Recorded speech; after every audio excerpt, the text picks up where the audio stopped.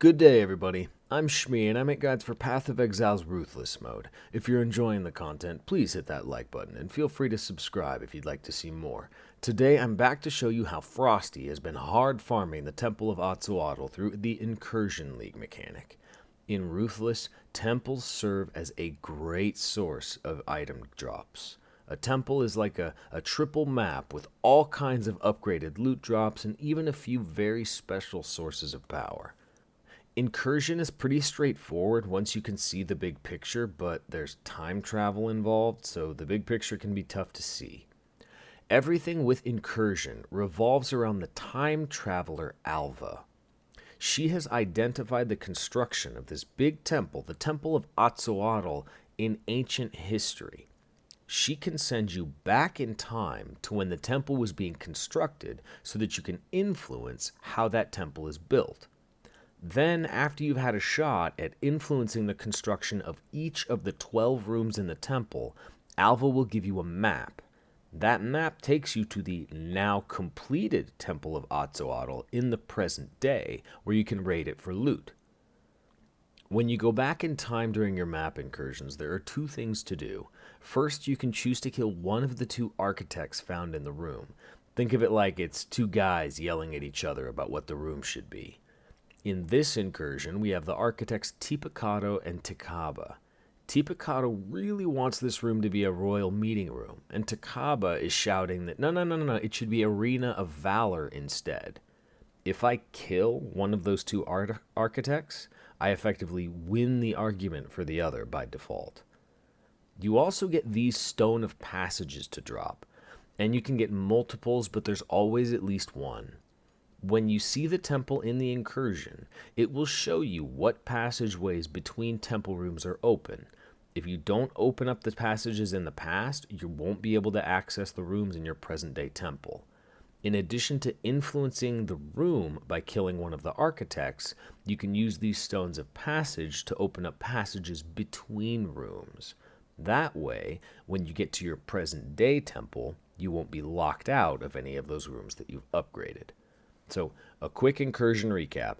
You go back in time, you mess with the temple's construction, and you open up passageways in the past, and then in the present day, you can raid that now fully built and developed temple. For the most part, the architect decision is, I don't want to say obvious, I don't want to say automatic, but it does exactly what it says it does, and you're really just choosing between one of two different kinds of loot. There are, however, a few very special rooms that you'll want to look out for and lock in when given the opportunity. The Sacrificial Chamber, the Corruption Chamber, the Gem Cutter's Workshop, and the Explosives Room.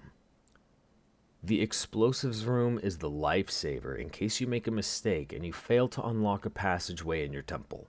If you have an Explosives Room, you're going to get one of these flash powder kegs per tier of the room. Each flash powder keg allows you to destroy one blocked passageway. So in my first temple here, if I remember right, I died during the incursion and I failed to unlock the boss room, but I was able to bail myself out with a flash powder keg and finish the temple. The Corruption Chamber and the Gem Cutter's Workshop are good by themselves, but what you really want is the Tier 3 upgraded versions of those rooms, the Locus of Corruption or Doryani's Institute. These incredibly powerful rooms are how you double corrupt an item. The Locus for equipment and Doryani's for skill gems. Imagine a hyper-powerful Vol Orb. That's what these rooms do. Beware though, just like with Vol Orbs, you can very easily brick items this way, and you can even poof an item and destroy it entirely. The Sacrificial Chamber lets you sacrifice one unique for another one. Make sure to read exactly what the altar does, because depending on the tier of the room, it will give you different uniques. Unfortunately for me, this room procced an upgrade when I did the incursion, and I didn't notice. I thought it was a tier 1 room and that I would just get any random unique back, but I doofed hard and I wasted the best room in my temple. And it wasn't just wasting a Sacrificial Chamber. Honestly, the first temple was a pretty solid L. I got some decent drops, most I just sold, because none of it was for this character.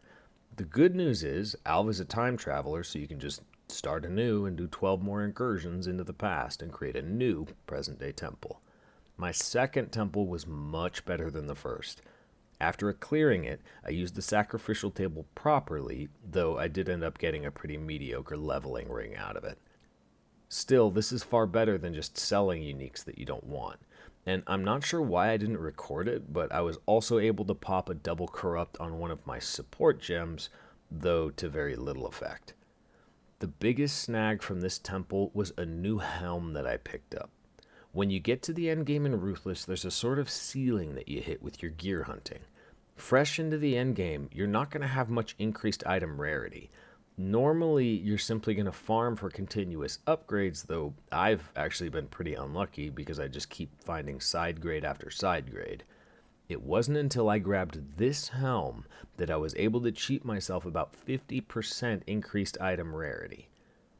So even though the temple wasn't great, that one drop has done wonders for boosting my ability to farm for new upgrades. And for now, I'm actually a little torn.